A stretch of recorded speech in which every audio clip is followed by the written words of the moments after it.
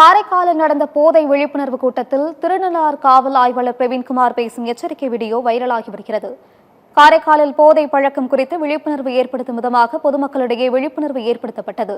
இந்த விழிப்புணர்வு கூட்டத்தில் திருநள்ளாறு காவல் ஆய்வாளர் பிரவீன்குமார் கலந்து கொண்டு பேசினார். அப்போது அவர் பேசுகையில், கஞ்சா குடித்தால் 6 மாதத்தில் இறப்பு உறுதி என்றும், கஞ்சாவிற்கு அடிமையானவர்களின் அதிகம் பேர் நிற்கும் வண்டியில் மோதி விபத்து பலியாகிறார்கள் என பேசினார். மேலும் பீடி, சிகரெட், சாராயம் என்பதை தாண்டி தற்போது கஞ்சாவிற்கு இளைஞர்கள் அடிமையாகிறார்கள். 3 மாதத்தில் இருந்து 6 மாதத்திற்குள் மூளை தனது தீர்மானிக்கும் சக்தியை இழக்க செய்யும். இதனால் வாகனம் ஓட்டும் போது எதிரே பெரிய வாகனம் செல்கிறதா நிற்கிறதா என்று தீர்மானிக்க முடியாமல் நிற்கும் வாகனத்தில் மோதி இறக்கின்றனர் என்று பேசியிருந்தார்.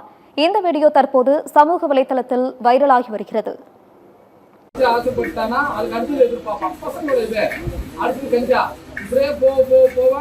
அங்கதான் போயிருக்கிறது. நம்ம ஊர்ல முன்னாடி இப்போ பீர் குடிச்சு பழகுவாங்க.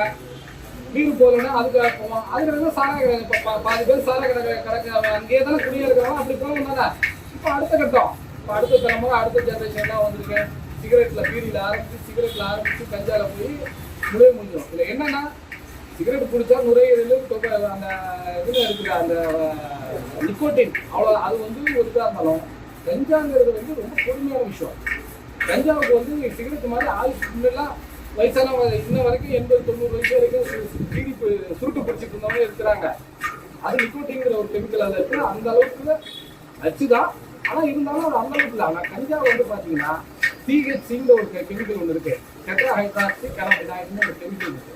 அது என்ன பண்ணுன்னா, வெறும் 6 மாதம், வெறும் 6 மாதத்துலேருந்து 3 மாதத்துலேருந்து 6 மாதம் வாரத்துக்கு 2 தடவை யூஸ் பண்ணால் போதும். 2 தடவைனா அந்த 2 தடவையும் 3 பப்பு, மொத்தம் வாரத்துக்கு 6 பப்புனா இழுக்குது. 6 பப்பு ஒருத்தர் இழுத்துட்டாங்கன்னா அந்த THC என்ன பண்ணா, மூளையில ரெசப்டார் 1 ரெசப்டார் 2ங்கிற பகுதி இருக்கும்.